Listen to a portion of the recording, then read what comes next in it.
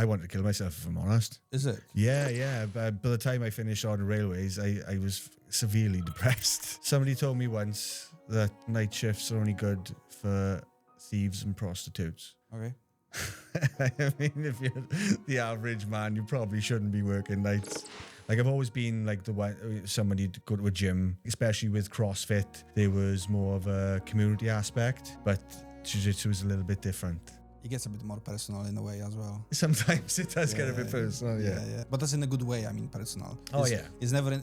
I don't feel if you put your ego out of the way, I feel always martial arts can. That's the first thing we got told. Welcome everyone to GCS. My name is Grzegorz, and I will be interviewing here people from martial arts industry. I will be showing you their life story and explaining why martial arts is amazing thing that you can cope with any mental health issues that you come across. And let's start.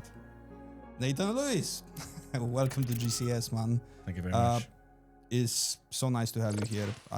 We had a just good chat in the coffee, and it's really nice to finally get you here and come back to doing the show again and have my new lineup of guests and you starting the lineup. Then happy days, like we're gonna go to the autumn-winter season there. Well, how are you feeling anyway?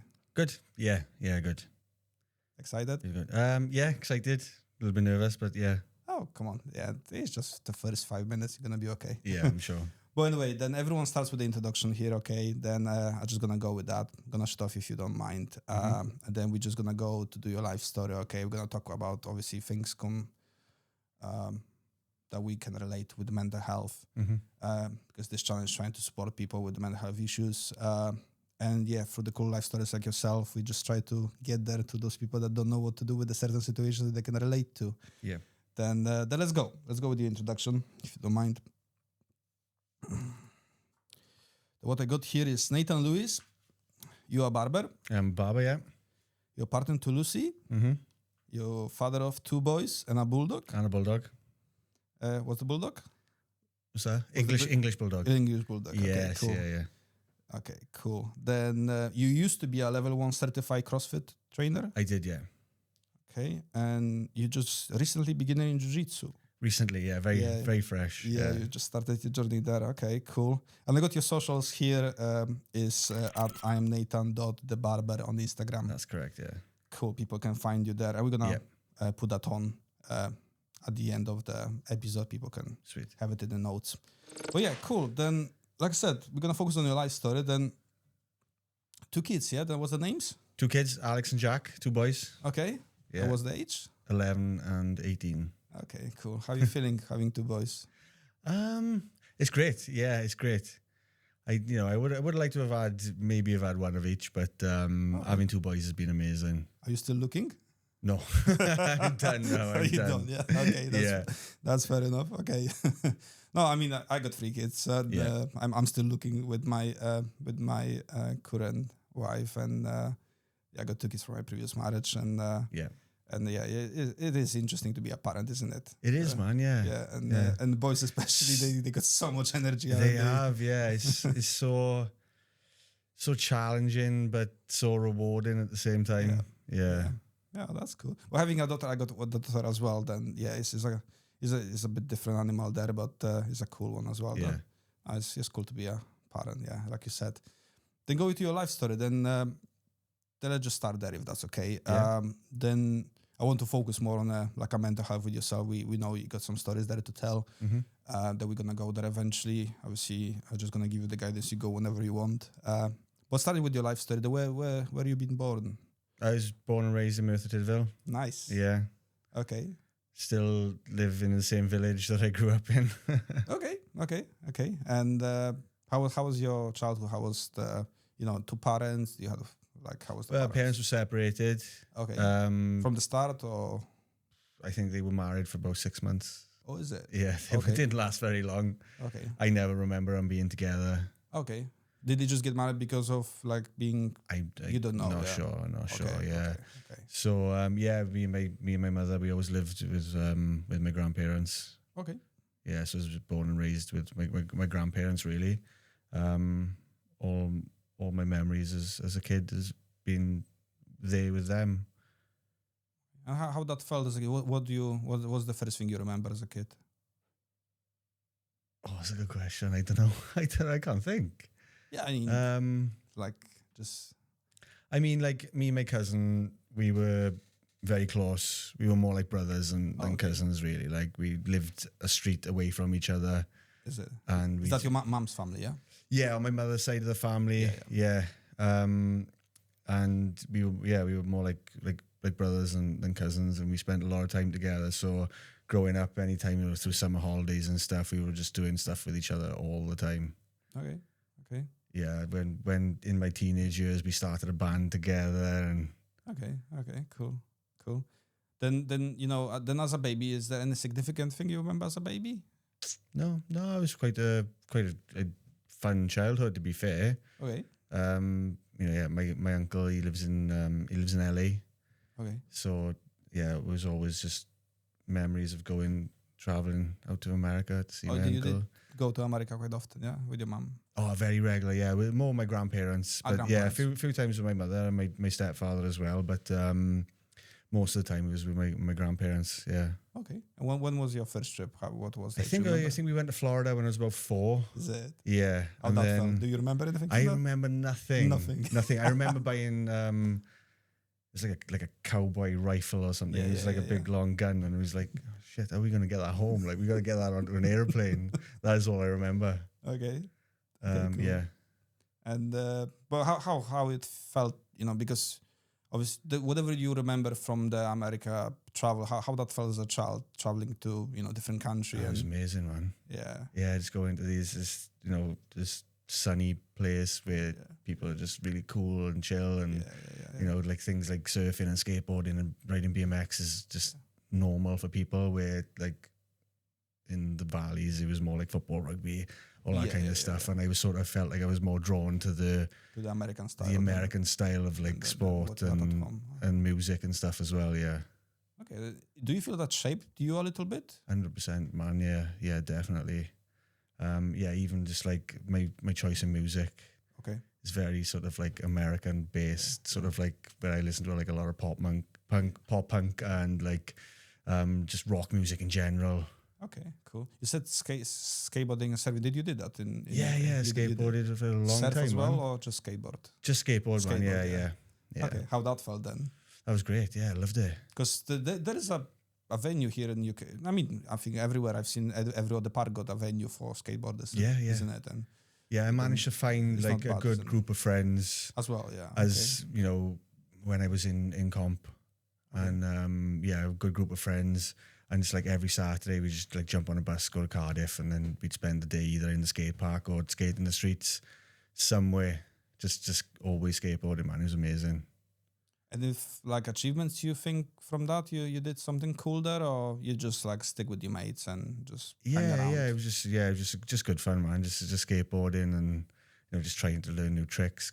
You get hurt, you get back up, and that's it. And you just get on with it. Like it sounds like you had good friendships there, isn't it? Yeah, definitely. Yeah. Okay. Cool.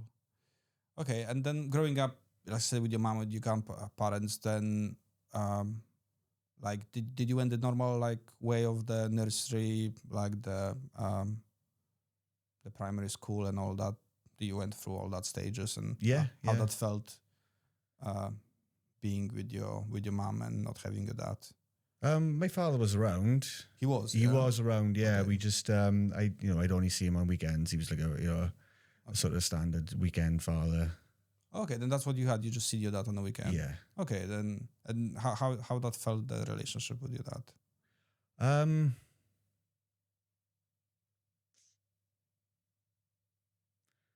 don't know. It's a weird one. My father, he's I haven't spoken to him for 15 years. Okay, that's a long time. Yeah. So I don't know. He's a very stubborn, aggressive man. Okay. And he was kind of like the same as I was growing up. Quite stubborn and aggressive. Sort of the best way I can explain it. Then just for the people listening, then that may be going through something like that. Yeah. How that aggression looked? Did you feel that aggression on yourself? Oh yeah, it made me just feel small. Okay.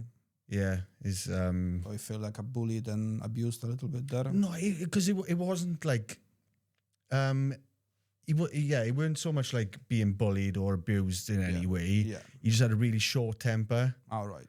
And, small things would really, really piss him off. Okay. And then I'd end up just getting called names or something, Yeah. I just felt useless. Okay. He didn't mentally abuse you in a way? Not kind of, but I don't think it was like intentional. I just think he just did. I just okay. Probably just didn't think. He just couldn't hold it together. Or just didn't realize how his actions were affecting me. Yeah. Yeah, probably, with our parents, the one thing is they didn't been told as well about those things. That's quite often. Okay. Well, you said you still seeing him every weekend, yeah? I was still seeing him every weekend, yeah. Yeah. Okay. Then did you had some things you were doing together as like dad and son, or? No. You don't recall? I think we played golf once. Golf once. Okay. Once, yeah. But yeah, I got like sort of like no memories of doing anything with my father. You said you don't talk to him 15 years. Okay, no, yeah. That's fair enough, man. Yeah, my oldest son was 3 at the time when we stopped talking. Okay. And he's 18 now, so. And the reason behind it, you want to talk about that? Again, we had a bit of a disagreement, a bit of an argument. And yeah, like I said, he's such a stubborn, aggressive man that he's really so stubborn. He hasn't even reached out or anything, so yeah, it's been a long time. And to be honest, I prefer not having him in my life or my children's lives. Just between him and my stepmother, she's a bit nuts as well. So okay. I'd rather not have them in my life and in my kids' lives. I understand. Yeah, I just feel like everything's a bit more sort of like a bit more chill, a bit more sort of drama free. Yeah, makes sense. It is one of those situations, isn't it? Yeah, don't get me wrong, it sucks. Like, because you'd like to have your parents around and your father around of all people. But like I said, I grew up with my grandparents. My grandfather was the main father figure. Your role model, like my role model, yeah, 100%. And anything interesting, cool you remember about your grandfather, what you learned from? Well, yeah, he fucking taught me everything. All right. Yeah, he taught me how to fix a bike, how to fix a chain, how to fix a puncture. Yeah. He took me on trips to America. We went skiing, he skied, I snowboarded. And yeah, we played a lot of golf together. But any like life values and anything that stayed just how to be a man. How to be a man. Yeah. How to be kind. Manners, yeah. Kindness. Kindness, yeah. How to be kind, how to be patient. Yeah, nice. How to be fun. Nice. Yeah. He was a good man. And he's not here anymore. No. He passed away last August. Okay. How that felt? I broke my heart. Yeah, I thought so. Yeah, big time. Okay. Fair enough. Okay. Then through the school, you said like you were being with your mom, going to school, seeing your dad on weekends. Yeah. And then that was all the way down through like your first grades, then your secondary school, you did that as well. Yeah. It was just always been the same. Did you did like college after what you did? After yeah. So I left school, went to college. I done. I was in like sort of like couldn't really decide on what I wanted to do. I was kind of interested in carpentry, but kind of never fully wanted to pursue a career in it. Couldn't imagine myself being like a full-time carpenter. Okay. I was interested in hairdressing at the time. And yeah, I just thought, because where I was from at the time, like all the hairdressers and barbershops were just all women. There was no male hairdressers or barbers. I thought, I can't do that because people are going to think I'm gay. So I was like, no, I'm not going to do that. Yeah. And so I ended up studying music for a couple of years. Is it? Yeah. Okay. And you said carpentering. Is that something that come up from family or you just... Well, yeah, my uncle, he's obviously, he moved out to LA. He was a carpenter and I could see him doing well for himself. He was quite successful. And I thought, perhaps carpentry is something I could see myself doing. Okay. Cool. Going back to the school, I just want to rewind there. Mm-hmm. Anything significant you experienced at school? Any bullying or anything that stayed there? I feel like I struggled with friends to overcome. Like I just struggled with with friends and making friends. Really, like I feel like I was always part of some sort of crew or some sort of like group of boys, but never really sort of 100% fitted in. Did you have like acquaintances more than friends? I suppose so. Yeah. Okay. Yeah. Just always felt different, But and why do you think that was? I don't know. Do you think that's because you missed your dad? No, not really. I don't think so. No. It could have been at the time. Now when I look back, I'm like, nah. No. But I don't know. It's probably low self-esteem, not feeling worthy, Again, and always feeling like I'm sort of like different to everyone all the time. Is that because you were going to America and that felt different when you were coming back, or possibly? Yeah. I don't know. I've always felt. I'm just trying to identify the environments, if that affected you, or I don't know. I've always always felt different. Always felt different. Always felt different to other people. Feel like I just don't operate the same as everyone else. Okay, yeah, makes sense. And then no meaningful relationships as a friends during school. I had a few friends, a few people, a few lads I was close with. Yeah. But still, just always felt like an outsider. Like, okay, makes sense. Mm. Okay, and the bullying then? Did you experience bullying in your? Just I think possibly just sort of like regular sort of schoolyard kind of stuff. No, nothing serious that stayed in your head. Okay, no. Yeah, that's fine. Nothing just wanted to check because those things are quite important when you grow up and how you, as you know. I mean, I just struggled in school in general. The school environment wasn't for me. You didn't like it, yeah? No, I couldn't stand it. Well, you were just thinking about like when I'm going back home all the time. Yeah. I wanted to go home. I wanted to play guitar. I wanted to ride my skateboard. Okay. Did you miss lessons as well? Or? No, I never missed lessons. Okay, you were just like literally bored there. Like, I just go on. I went to a Welsh school as well. So what does that mean? Sorry, then. It was all Welsh speaking. The school was. You couldn't speak English in it. No. Only in English lessons. Is it? So everything was in Welsh.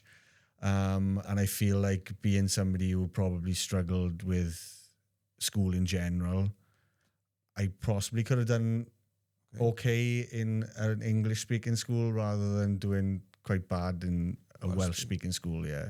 Is that your mum who made that decision? I think, it must have been both of my parents who made the decision, but I did ask to move to an English school. Did they move you? No. Why? My father said, my mother said that it was basically down to my father to make the decision. And when I asked him, he just said no. Interesting. How that felt then? I was gutted. Absolutely gutted, yeah. You probably were thinking when I just couldn't stand school. Yeah, okay. Then what you did, then you said you were thinking carpenter, then barber, but then you decided to study music. Did you went what college for that? Or? Yeah, I went to college. Yeah. And how that started? How was that journey? How you felt then at that point? Because from what you're saying to me, you did suffer a lot in the school with the choices your parents made. Yeah. And then... Oh, man, I love college.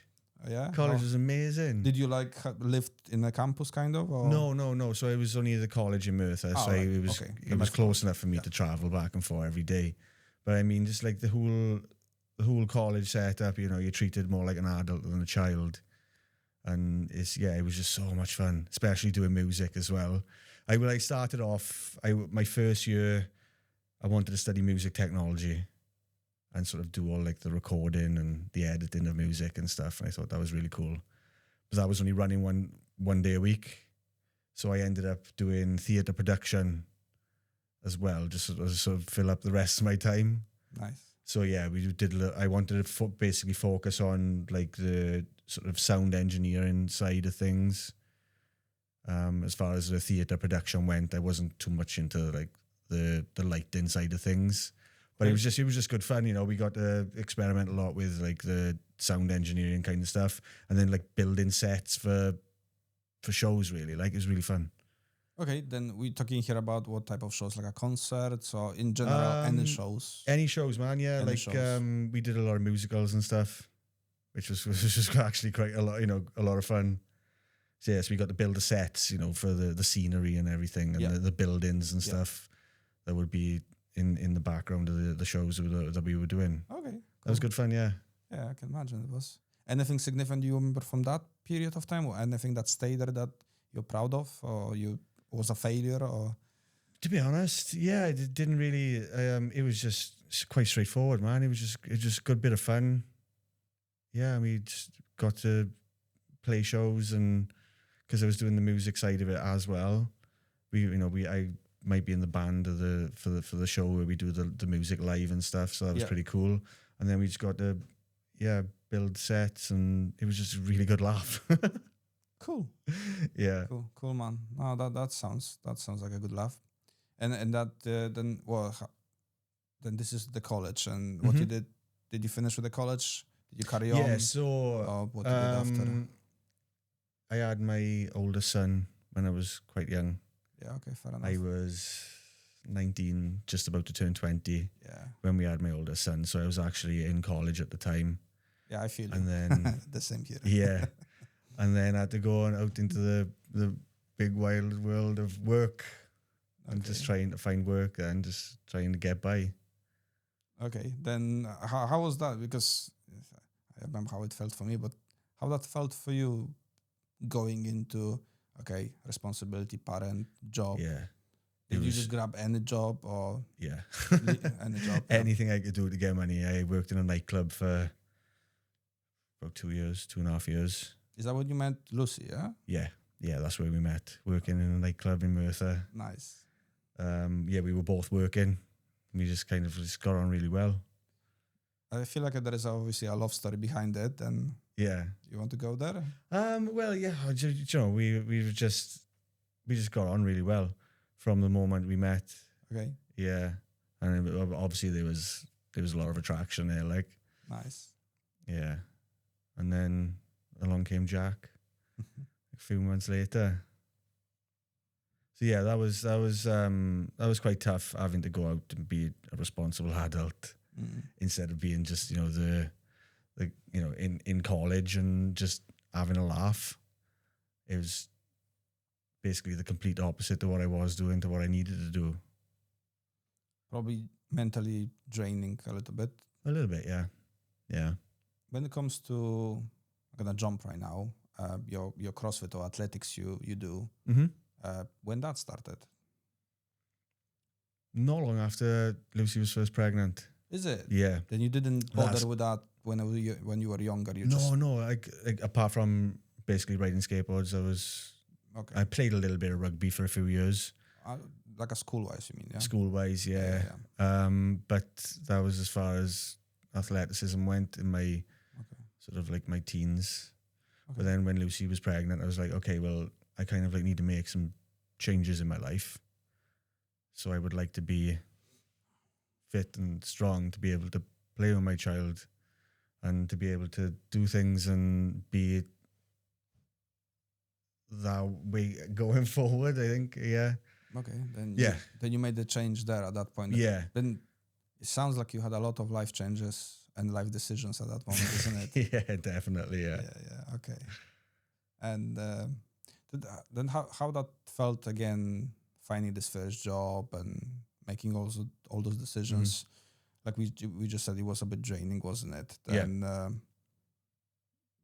how you carry on with that? Because like I said, I know how it felt for me when I had my first job, and it probably a lot of people watching here, I know how they felt. And a lot of people not going through that, unfortunately, and you went through that. And you're still there, and you come up from it. To be honest, I didn't really think about it too much. Okay. It was just, okay, this is happening.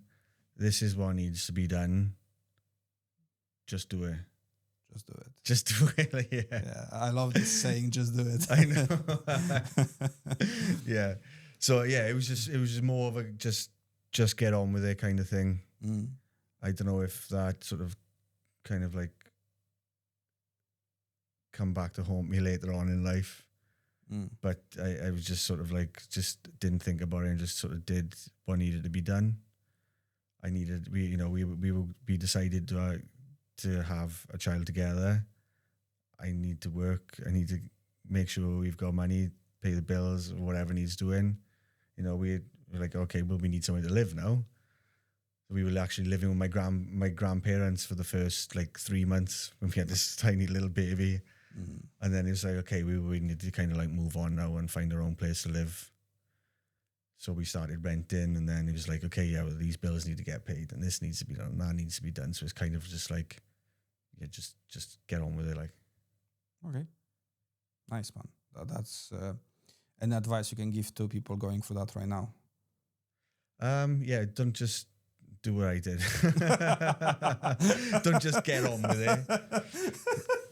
Yeah. Why is that? Come on. Then I don't know. I think you should probably just, you know, think about things a little bit more, and okay, have a bit more of a plan. That's hard at that age, isn't it? Yeah, at that age, yeah, 100%, yeah. Yeah, it's just try. Yeah, definitely. You should definitely have a bit more of a plan going forward in life. Yeah. I agree. I agree, 100%. Yeah. Anything else you think you can advise people on if they don't have a plan and it just happens, because you know how it is. Well, yeah. I mean, like, if you're going through that, you obviously going to be going through it with someone. Yes. So you're going to be there for each other. Like, it's not easy to do. No. Especially at that age as well. It's really fucking hard. Yes. So, and you know, if you were struggling, then the person that you're doing it with is also going to be struggling. So you just kind of have to be there for each other and support each other, and eventually you'll get through it. And I mean, it's like, I love the saying, like, keep moving forward. Nice. It's so simple, but like, you know, if you fail, you fuck up, you do anything, you know, anything wrong, you just keep moving forward. You move on to the next thing, and on to the next thing, and on to the next thing. You know, say for example, you fail your driving test. Just don't worry about it. That's done now. It's gone. Keep moving forward. Keep working towards the next thing. And I think that's how I try and sort of move through life in a way. So yeah, I think that's the best advice I can give to someone, is just fucking keep moving forward. When it comes to the relationship, we're gonna go there as well. Yeah. What advice you can give there? Because like you said, it's both of you, isn't it? It is, yeah. How you feel you can keep the sparkle and keep the attention to each other through those times, because it's not easy times, isn't it? It's not. No, it's so hard, and you know, you do end up arguing and stuff, and maybe a little bit more than nights, one. Yeah, I mean, all those things. Probably arguing a bit more than what you would like to be. Yeah. Then advice you could give there, relationship wise. Anything that worked for you guys? I don't know, man. We do really love each other, like, and yeah, we do try and again keep moving forward. So instead of sort of dwelling on things and you know, past arguments or whatever. Do you do, like, coming back to arguments? Yeah. I just want to understand how you approach that. Then do you put it to the bed on a day usually, and then you just move on to? I mean, I try to, yeah.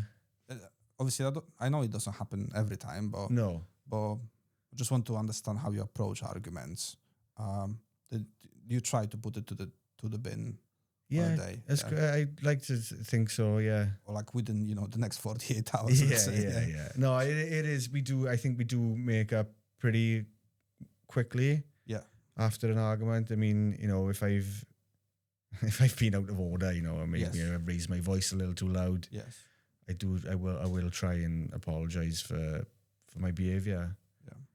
And I think that's quite important. And again, man, just keep moving forward. Like, just being humble, put your ego to your pocket. Yeah, definitely. Yeah, that's good, man. I think it's easy to get caught up. 100%. In, you know, like you said, like your ego and stuff. I think ego is the worst enemy in that. Yeah, exactly. Especially when you are.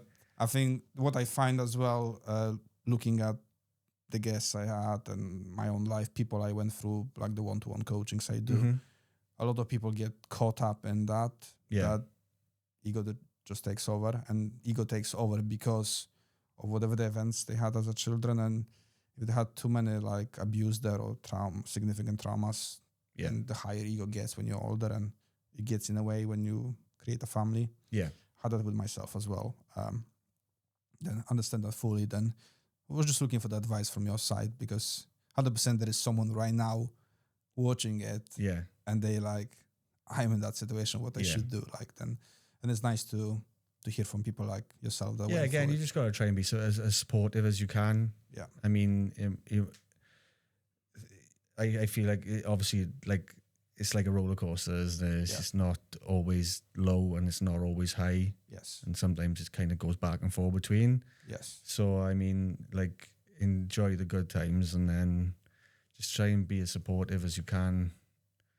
Whether it's you that's going through it, you know, and your partner's going to be supporting you, or whether it's your partner's going through it and you need to be supportive for them, you know. Oh man, that's a great advice. And I'm sure that's going to help a lot of people. And like I said, you come up amazing on it, and well done for that. I mean, I'm trying. I mean, you can only do that, isn't it? Trying. Yeah. And that's and it's like, yeah, I mean, like thing. if you're in a bad situation, it could be, you know, if you're in your work, the job you have at the time, if it's not serving its purpose for you, then you need to move on and find something that is, like, you know. Cool. Okay, man. Then let's just do a break right now. Okay. And then what we're gonna do, we're just gonna come back from that point when you guys started the family and started living by yourself, and then we're gonna just move on to the next steps of your life. Then no worries. Cool. Come back in a few minutes. Sweet. Welcome everyone. Today we're gonna talk about Patreon on GCS channel. It's 3 tiers. Tier 1 is called Mental Health Ally for £3 a month, where you're gonna have all early access to all episodes. You're gonna get a personal thank you post on Patreon, and your name will be mentioned in the post credits of each episode. Tier 2, called Inner Circle, for £7 a month. You have all previous perks, mini videos around coaching, and extras from the clips and behind the scenes after each episode.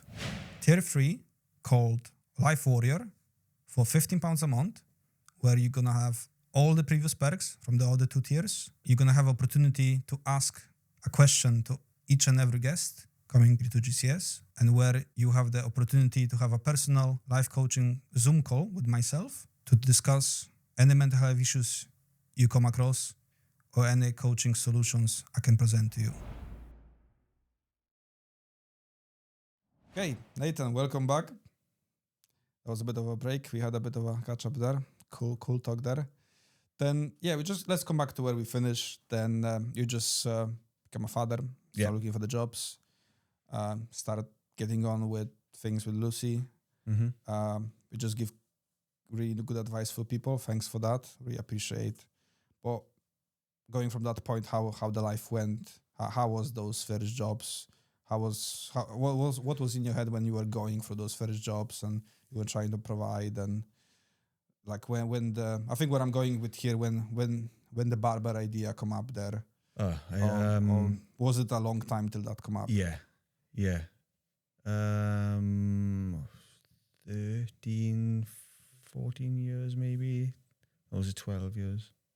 Something like that. 12 years, had gone by before that even became an option. Idea. Like, okay.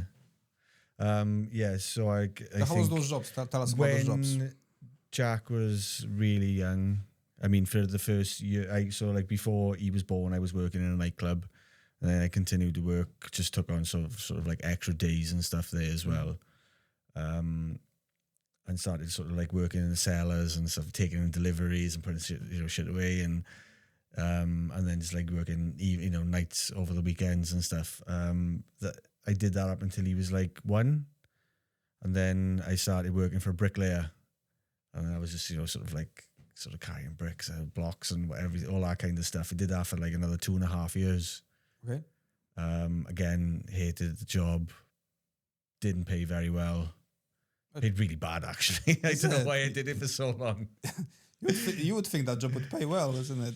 No, it was actually really bad pay. Okay. I was making like £150 a week. And that was bad at that time. Okay. Yeah. Well, what was the average at that time a week? I don't know.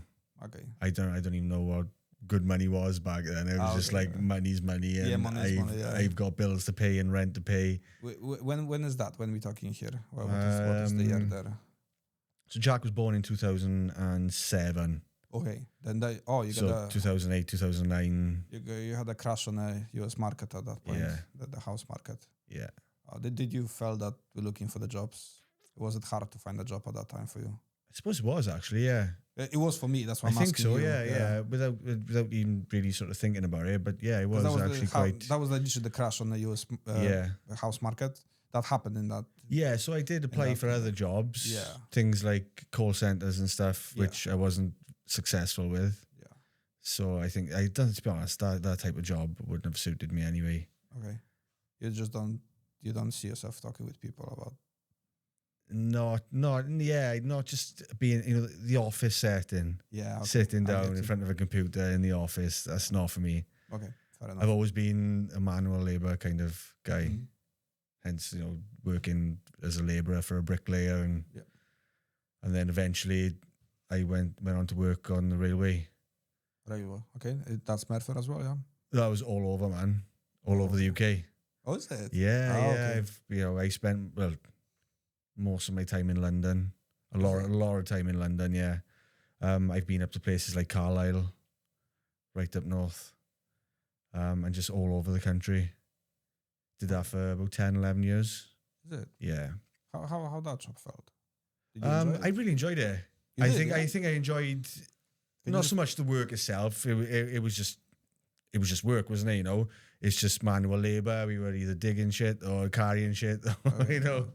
And that was for so there was a lot of graft for the first couple of years, and then as the years went on, I started to do some courses and get some qualifications, not recognizable outside of the railway industry.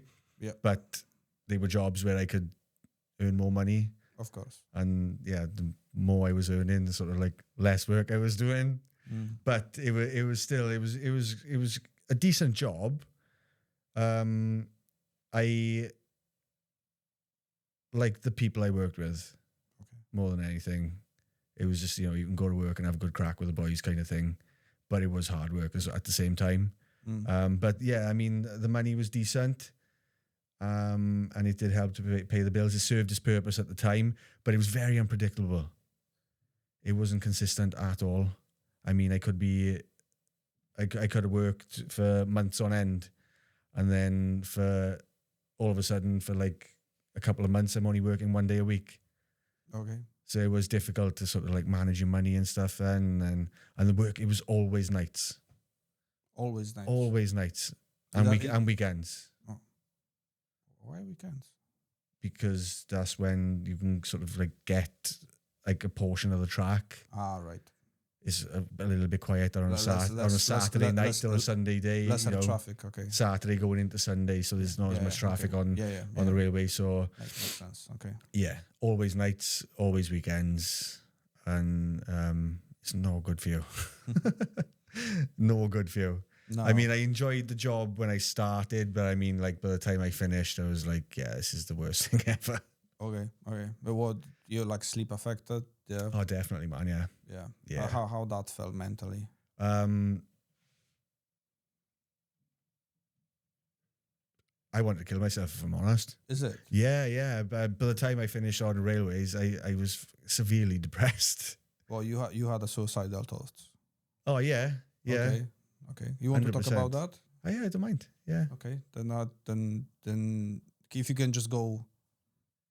Again, that's for people being in that kind of jobs at that time, night shift, and being affected by that. Somebody told me once that night shifts are only good for thieves and prostitutes. Okay. I mean, if you're the average man, you probably shouldn't be working nights. Yeah. If you're a thief or a prostitute, then you go for it. Happy days. Okay. Well, going to the suicidal thoughts, because I really want people to understand how bad that can get. If you can just say how that started, even. I think I've always struggled with low self-esteem. Yes. I've always seen myself as less than Okay. or struggled to fit in or felt like a weirdo. So I've always struggled with my self-esteem anyway. And then, I mean, yeah, with the working nights a lot of the time, that I feel like that was starting to affect me the more time went on. And then I feel like because I was working nights, I was like, oh shit, I gotta get home. I gotta make sure I get a good sleep.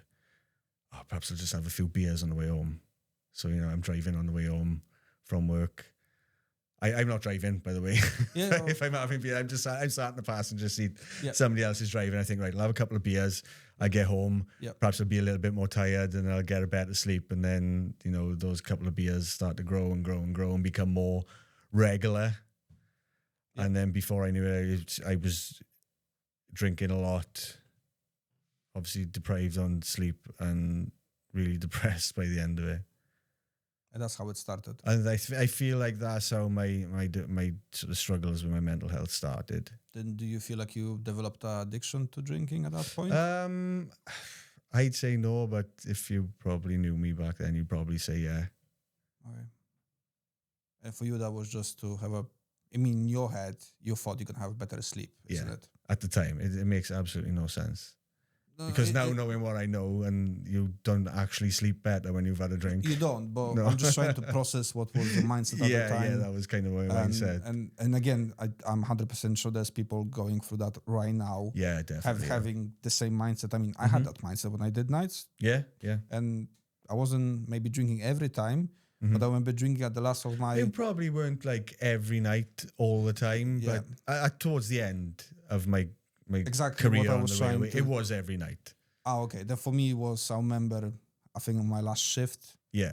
And I would be the same mindset like yourself. I think I'm going to have better sleep. Yeah. And I don't feel like I'm developing an addiction there, but it is developing the addiction. And it is, like you said. It could have been. It could have been. Yeah. It couldn't go really bad, isn't it? Yeah. But then coming back to you, because we want to focus on you here, then what was the next stages then? Then they started like that, and then I'm going to do suicidal. That's why they appeared there. I just didn't want to be here anymore. I by the time I got to that point, I hated myself and who I'd become. I wasn't the sort of like the kind, patient man that my grandfather had taught me to be. Mm. I really didn't like who I'd become at that point. Right. And I just didn't want, and the constant sort of like the battle in my mind. What was the feelings you had at the time? Or like a shame? Yeah, definite shame. And again, just didn't like who I was, and I felt like I was in quite a lot of pain mentally. Okay. You just wanted, and that's why you had the suicide. You wanted to end it. Yeah. Okay. What made you to stop? Well, by that point, Lucy had had enough, and she was like, "It's time." It was after I tried to hang myself. You did try. I did try to hang myself. Yeah. How that went then? I mean, I'd been drinking, and I'd had enough, and I just thought, I can't continue anymore. I can't go on like this. I just thought it's time to end it all, really. I just grabbed my belt, put it around my neck. That was jammed into the top of the bathroom door, which I'd put shut, and I would just sort of like let myself hang. And it went until she kicked the door down. No, not actually kicked the door down, but managed to sort of like wedge the door open. Obviously, then I fell to the floor, and it was just like, yeah, you need fucking help. Then she saved you. Yeah, pretty much, yeah. 100%. So going to the doctors for the first time wasn't just me going to the doctors because I was feeling a little bit anxious. It was literally like life or death sort of situation. Yeah. Oh, thank you, Lucy, for that. Yeah, 100%, yeah. How did you talk with her about that? Yeah. Yeah. Then how she even realized that you were doing what you were doing? She knew I was struggling. She felt it. It was something that I couldn't hide. Okay. She felt it. Yeah. Like, I mean, I was barely getting out of bed. I wasn't washing. I wasn't brushing my teeth. I was only leaving the house when I needed to leave the house, when I had to go to work. Oh no, thank you, Lucy. Yeah. I did sort of like keep it to myself for a little while, but then it just got to the point where it was like, I couldn't hide it anymore. No. Okay. And you went for help. I went for help then, yeah. Then how that looked? It was fucking awful. It's a really shit system. You went through NHS, yeah? I went through the NHS, yeah. No private, just NHS. No private, just went through the NHS. Yeah, it's a really shit system, man. I booked an appointment with a GP. Went in, I explained how I was feeling and things like that. And it was literally like, oh, so here's a bit of paper. There's like 10 questions on here. Yeah. On a scale of 1 to 5. Yes. How's you feeling on this? How you feeling? And I sort of filled that out and handed it back. And she's like, oh, yeah, you're scoring really high on the depression chart. Yeah. Take these tablets and let us know how you feel. Yeah. They didn't give you anything to the hospital to checks? No. Nothing No. Just here are the pills. Yeah. You're serious? Yeah. I did have a few counselling sessions. They did that as well? I did get a few counselling sessions, and then the counsellor offered me a space on a CBT course. Okay. But that was after you be given the tablets? Yeah. Then they just kind of gave you the tablets to, in their eyes, save your life. That's what they thought. I think so, yeah. Yeah, but I mean, they were just sort of giving it to me and just, take 1 tablet or 2 tablets a day or whatever it was. Yeah. And by the way, this is the sessions you can go to this counseling because we offer. Okay. Yeah. But I mean, like the first sort of lot of tablets they gave me, I just felt worse. It's the only way I could explain it. My anxiety was just like, it was through the roof. I felt horrendous. And then I made another appointment. I had to go back, explain the situation. So like, okay, they don't work for you. Take these ones instead. And it's not the answer. It's not the way forward. How many times that happened that you needed to go I think I sort of like the second lot of tablets that I tried, kind of like they probably a better fit for me. All right. But I mean, I just don't think that that's the answer. No, I don't think that is the answer, to be honest with you. Definitely not. I mean, I'm so curious because I went through with my ADHD to GP as well, and they did the same thing with me, but they did give me another appointment in the hospital to like do the brain scan and all that stuff. Yeah. Then I'm surprised that you were just like handed the tablets and the way you go, like. Yeah. Because that's easy, ridiculous, man. Yeah, it's crazy. That's ridiculous. It's and they were happy for me to do that long term, which now I find it really shocking. I think with the tablets, that's the way it works. I think it's the 6 months. Oh no, they were happy for me to do that for years. I probably did over 2 years. You joking me? On them, yeah. That's so bad. It wasn't until the point where I thought, oh yeah, this is not for me anymore. No. Then what I'm saying, from the knowledge I have about psychology and all that stuff, tablets, and it should be like 3 to 6 months, boom, and you're done. You should be like, I think for a short period of time, it definitely serves its purpose. Yeah, because that's the idea of it. The idea from what the knowledge I have is to serve that purpose, to get you out of that state. I mean, because it's the brain connections, isn't it? Yeah. And some part of the brain just doesn't connect and doesn't work right. Yeah. That's what those tablets do. They just connect things better, but they do affect all the parts of the brain. Yeah. But that's why the short period is what you suppose. But when you're saying that's ridiculous, man. Yeah. It's crazy, man. It's crazy. And like something I've noticed is I really struggle with getting my words out now. Okay. Which I never used to before. And sometimes when I get a little bit flustered or a bit frustrated, I kind of have a stutter that I never had before. Okay. So I don't know if it's from long-term effects of taking that kind of medication. I would say. So yeah, that could be. But I never had that issue before. Yes. I would say that could be a side effect. That's shocking, man. But then CBD, that's the treatment they proposed to you. Yeah, the cognitive behavior therapy. Yes. That was the counselor, yeah? The counselor recommended a CBT course that was running. It was like you go once a week for like 6 weeks. Yeah. But then if I attended that course, then I could no longer go to the counselling. It was one or the other. Why? I don't know. Is it an NHS rule or something? Yeah. That again. Yeah, he said, look, I'd suggest you do the cognitive behavior therapy. But again, if you do that, then we can no longer continue with our sessions. It's just kind of like, it's like all these different departments. And if you become somebody else's patient, or, you're under their sort of umbrella and not their problem anymore. Different fundings and all that. Yeah. So it's like, if you want to go and do that course, which I would recommend for you, but then we can't continue with.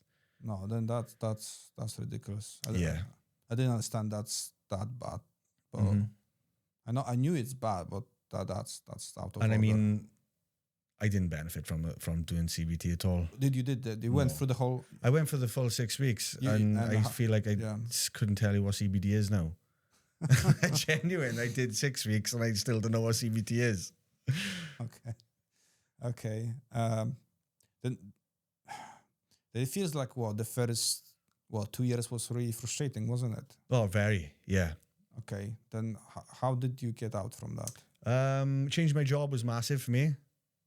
Okay. Changing my job was huge. Is that when the barber thing appeared? Yeah. Okay. So I was like, I need a change in job, I said, I can't continue to work nights and all these weekends anymore. And I said, Lucy, I really think I would love to be a barber, and because she's always told me for years, she always told me, she said, look, like working nights is not good for you. You need to do something else. And I was like, but I've been doing this job for so long. I don't know anything else. I don't know what else I would do. And then obviously it come a point where it was just like, I need to change my job. And I was like, oh, actually being a barber looks really cool. And then Lucy found this course, which was over in a college in Ebervale. Okay. And they were running it was the first time they were running the barbering level 2 course, which was on a Monday and Tuesday day. And obviously I was working nights on a railway, so I was like, great, I'll just go college in the day, go work in the night, go college in the day, go work in the night. It was tough for the first couple of months, but I mean, it made such a big difference. How long was the course? So it was like it was meant to be an academic year. Okay. So like September to was it like June? Yeah. But yeah, we went lockdown in March. March. Yeah. Is that when the lockdown happened? Yeah. So I started college in September in 2019. I remember that. And then the following March in 2020, we went to lockdown. But by that point, because I was like, I knew this is what I want to do with the rest of my life. Yes. I just threw myself in 100%. Is that when you met Scott? I'd been going back and forth. I'd been going to Scott's for probably like a couple of years to have my hair cut, maybe like 2 or 3 years. Oh, okay. You've been a client. I was a customer. So yeah. I think that was like one of the reasons. I was like, shop's really cool. The boys are really cool. Then who you went to? Did you went to Scott? I think Scott did cut my hair a few times before, but then I was just having my hair cut like every 2 weeks with Alex. Okay. Okay. You had some chats with Alex there, didn't you? Oh, loads, man. Yeah. So I did start to like pick his brains. I was like, how did you get into barbering? And he's like, I went to college and I sort of got the cogs turning a little bit then. And I was like, this is what I want to do. Like, nice. So I just I threw myself in 100%. Yes. I was like constantly on YouTube watching videos. I was like doing courses online. Yes. On top of what I was doing in college as well. So by the time we'd come to March, and we went to lockdown, I basically finished the entire course by that point. So nice, man. Okay, and that's when you just come back to work for Scott. Yeah. So I still continue to work on the rails all the way through lockdown. Yes. and then I was just like scrolling through Instagram and seeing that Scott had posted that he was looking for a barber to start when we came out of lockdown. It feels like that thing kept you going out of the dark thoughts, isn't it? Oh, 100%, man, yeah. Do you feel that really helped you, that just changing the direction of... Yeah, definitely, yeah. Yeah, isn't it? Okay. 100%. Then how was home at that point? Because I know it was a lockdown. That was probably terrible in a way, because I know a lot of people, especially when they had some mental health issues, the lockdown was just really bad for them. But for me, it was still bad. Yeah. Because that was probably during the time where I probably was drinking the most. Okay. During that time. Yeah. So I was still struggling with my mental health was still struggling. I'm sure I was still taking the antidepressants at that point. But yeah, still having to go to work every night on the railway, and just sort of like power through really, and just try and come out the other end of waiting for the announcement to say that we could go back to work, or, well, I was still working anyway, but, we could go back to some sort of normal life. Nice.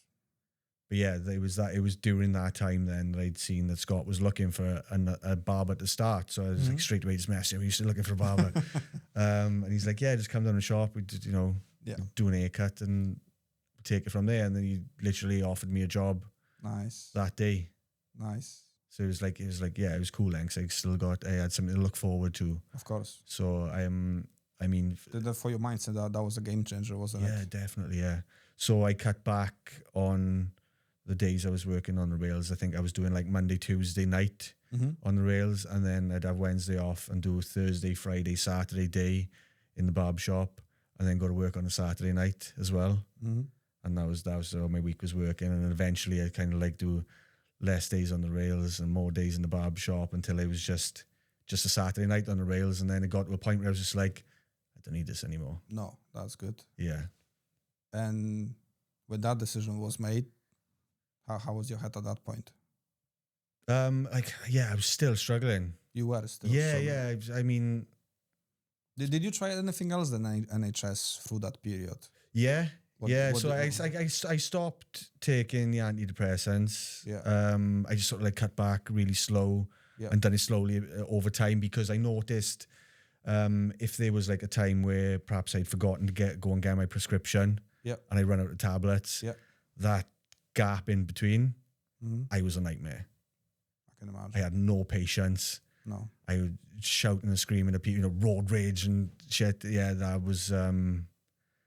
So I knew like I couldn't just stop. So I made a plan in my head to just sort of like slowly come off over a couple of months. So once that was done, I was like, okay, I'll give myself a little bit of time and see how I feel. Yeah. But I was still struggling. You did athletics for that period? No, it got worse when I stopped.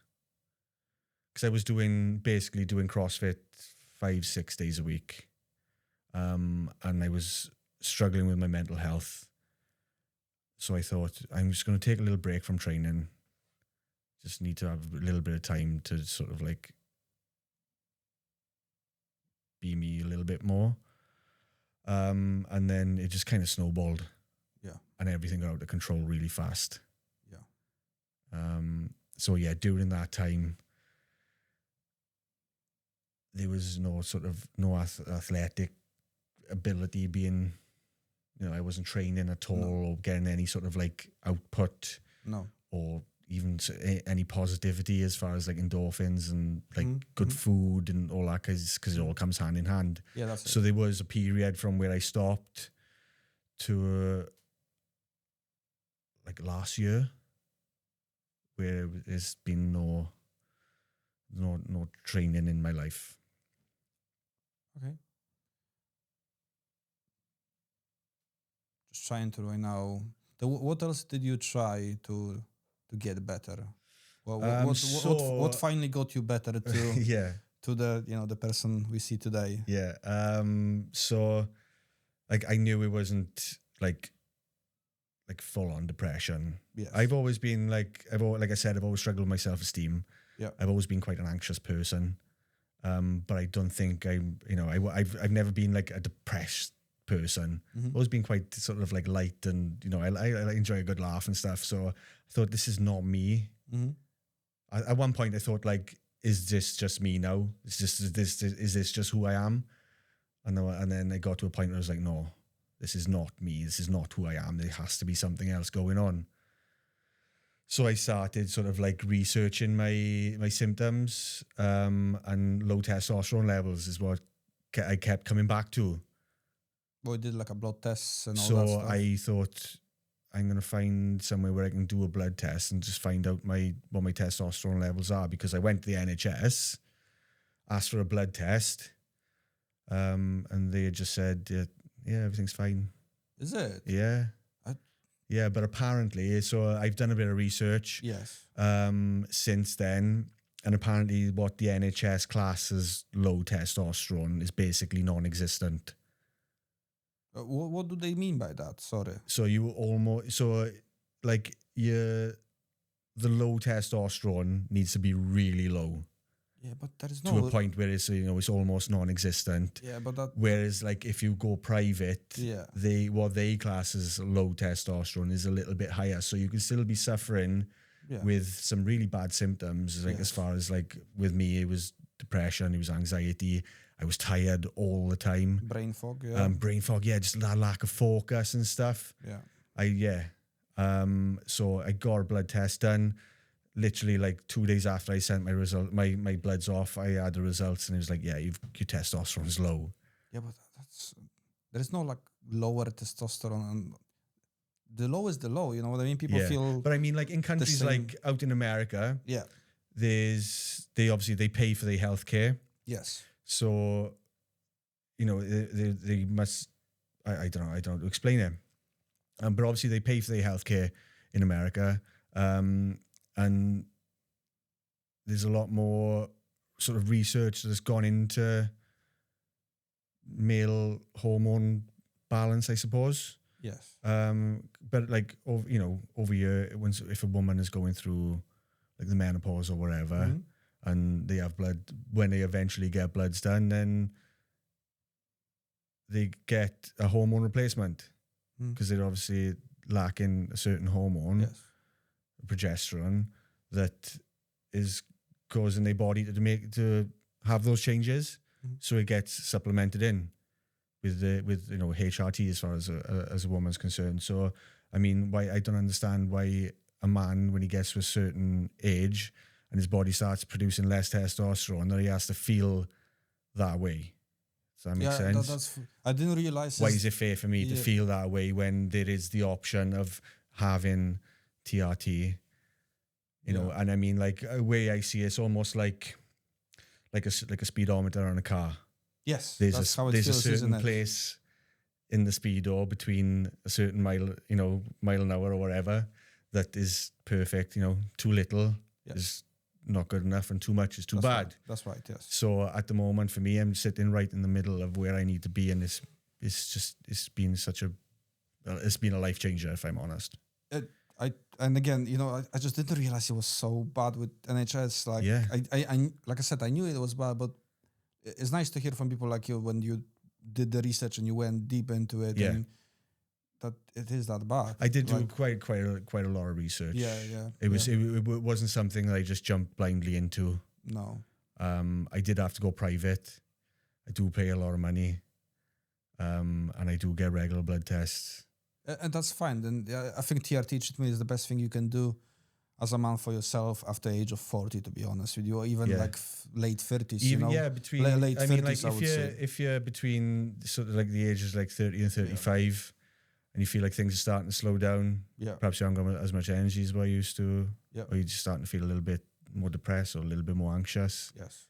It's £30, get a blood test. Exactly, exactly. And don't suffer. Can you just explain for people watching that as well, because that's not everyone will understand what TRT means and what it is. Then just from your own research, if you can just go through how does it work, the whole process. So the process for me was I got an initial blood test, which was basically just like a finger prick, fill up a little vial of whatever, my blood, send it back. 2 days later, got my results, and my testosterone levels were just showing as low. So the next step for that was I needed to get an intravenous blood test done, which would show me a lot more in depth and test a lot more what they call them, like biomarkers. There's like 19 different biomarkers, so your thyroid function, your liver function, kidney function, all that kind of stuff. Got them results back again. Everything was low, but then everything else was all fine, which was crazy for me. Everything was fine. It was just my testosterone levels were really low.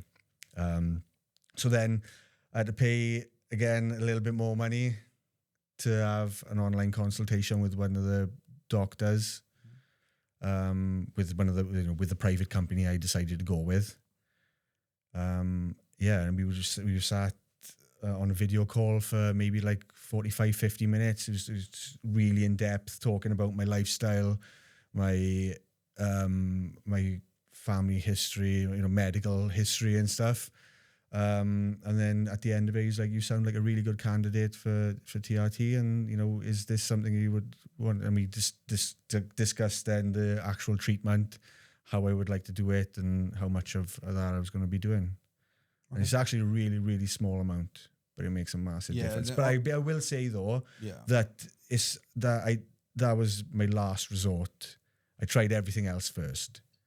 I introduced exercising back into my life. Yes. I started eating a lot cleaner. I stopped drinking for a good couple of months. Maybe like 4 months I didn't drink at all. Yes. I got really on board with trying to get good sleep patterns into my life. So making sure I'm going to the bed same time every night, waking up the same time every morning, and getting a minimum of 8 hours sleep. Yeah. But yeah, all that kind of stuff, all the positive stuff, reintroduced back into my life before I even sort of like a couple of months of doing that first, and then going, okay, yeah, I'm starting to feel a little bit better, but it's still struggling.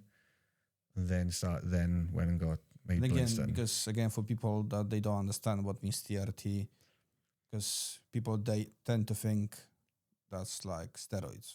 Yeah. But it's not steroids, is it? What I'm saying is a microdose. Oh yeah. Because what people don't understand, I feel quite often, is when people abuse testosterone, that's when the things go sideways, isn't it? And I think it's like, obviously you've got the classic sort of bodybuilders, and the regular sort of like the gym goer that doesn't really know what they're doing and end up basically abusing the product or the hormone or whatever. And I think that's where it gets a bad name. Yeah. And there is like a stigma around, I think it is, the treatment.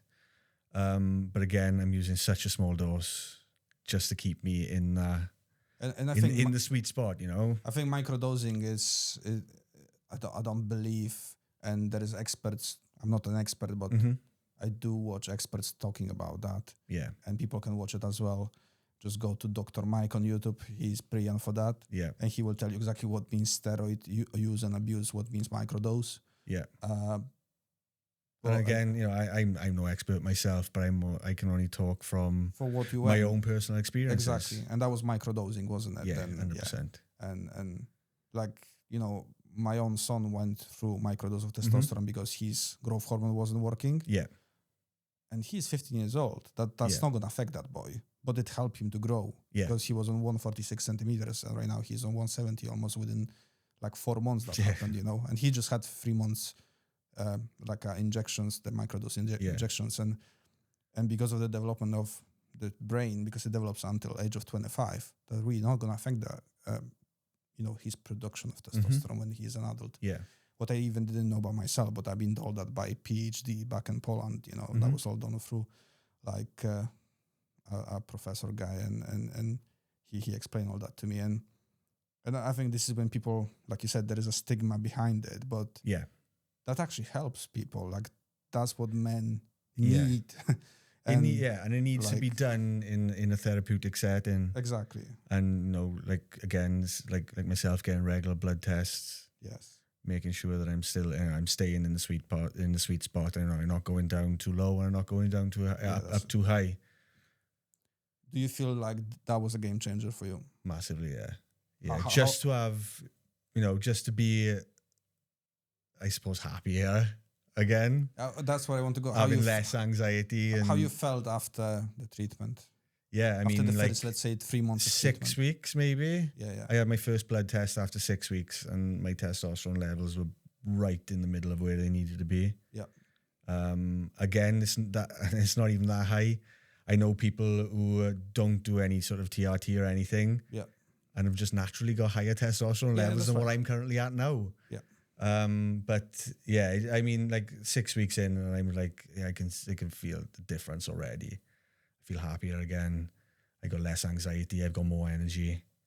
I less brain fog, and I'm almost a year in now, and there's just so much more positive routine in my life now. It's like I feel like a completely different person than what I did, 12, 18 months ago. Sounds like a game changer. 100%, yeah, it definitely is. How's the family feeling with it? Okay, yeah.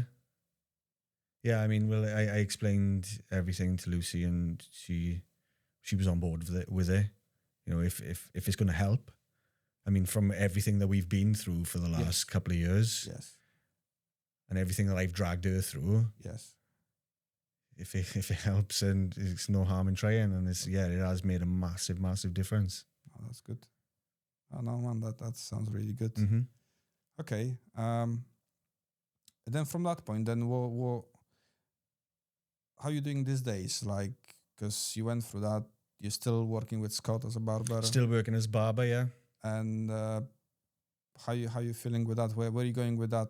Are you gonna stick to barber for like the rest of your life? Where are you going with as long as I can? With your idea of, as long as I can still open and close my hands, I'll still be cutting hair. You love it, don't you? I do, man. Yeah. Yeah, you love it. Yeah. Okay. And anything else going on your head? Anything else you try to pursue in life these days? I'm just trying to enjoy life at the moment. Like a family time. Family time. I mean, like I'm just making the most of my Whereas when I was probably in my lowest time in my life, I was barely getting out of bed, and now I'm just I'm up at 6 o'clock every morning, and I'm just trying to make the most of my time and my time with my family, and trying to get exercise in every day.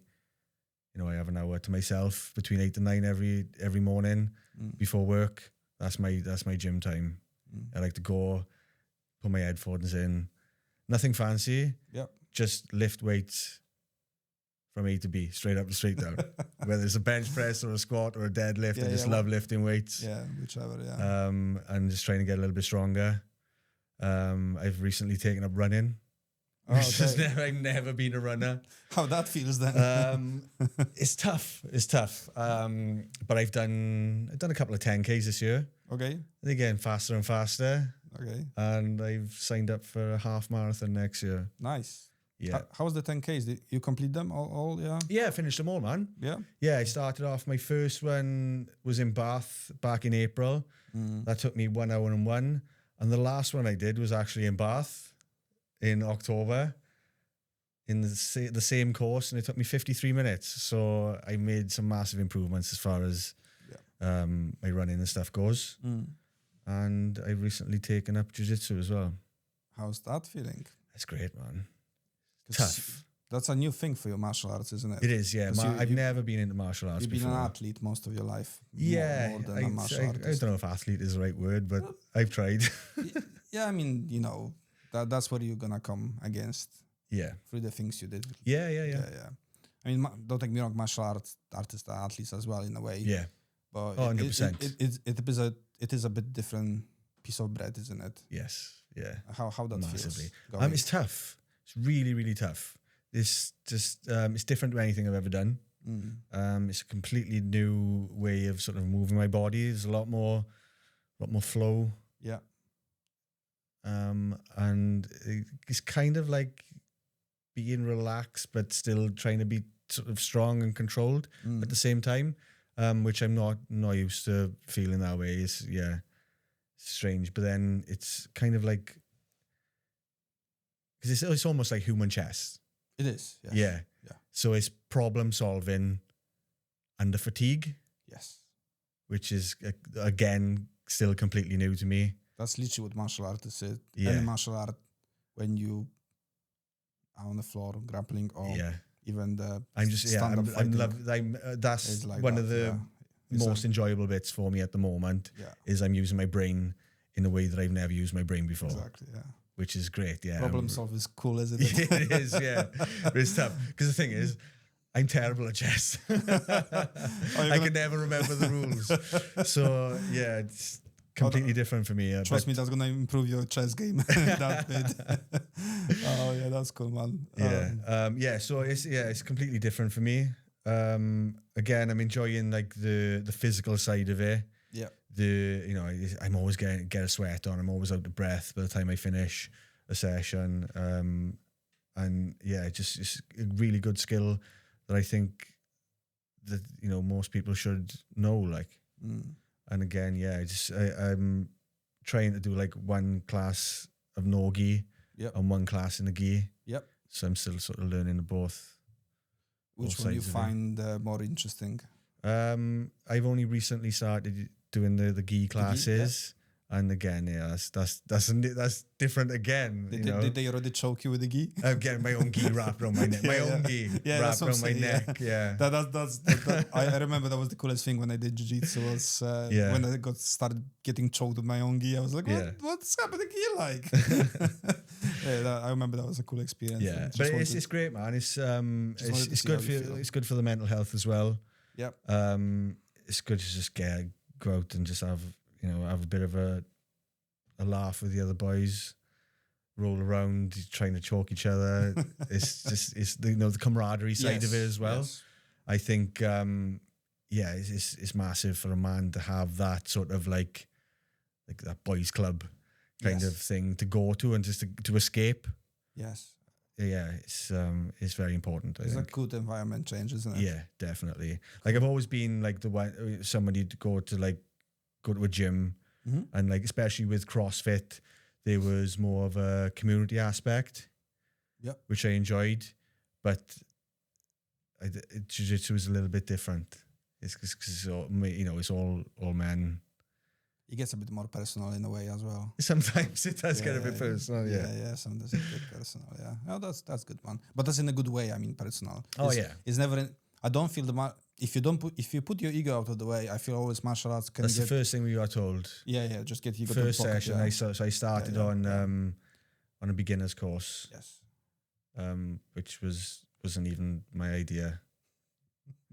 I had a phone call off Scott one day, and he's just like, "Good morning, Bart." He said, "I've done something for you. I don't think you're gonna like it, but I thought, fuck it, I'm gonna do it anyway." And I was like, "Oh shit, what's he done?" And then he said, I've signed you up on a beginner's jiu-jitsu course. And he says, like 2 months, 3 times a week, let's go and learn some jiu-jitsu. And I was like, actually, that's really cool.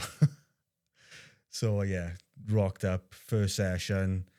We'd all just kind of like stood there, and like Chris, the guy who takes the classes, he's absolutely amazing. And he stood there and he's like, look, the first thing you need to know is in here, we leave our egos at the door. We'd all get to have a bit of fun. Don't leave it get too personal. So I think that was really good. Yeah, that's what I was saying. It gets personal in a good way. Yeah, because I feel martial arts gets personal, not in a personal ego way. Yeah, it's in a positive way, personal, because you can like test each other. That's what I meant. Well, no, Nathan. I mean, you have a great story here. Okay, thank you for coming. I think we're gonna end here. Okay, and it was really a pleasure to have you here. I feel like a lot of people gonna relate to what you just said here, especially with the mental health struggle. Great story there, and I know you're gonna inspire a lot of people with this story. Thank you for coming, man. It was a pleasure to have you. Cheers. Thank you so much. Cheers. Thanks a lot. If you enjoy watching this episode, please like, subscribe, comment, and share with whoever you know.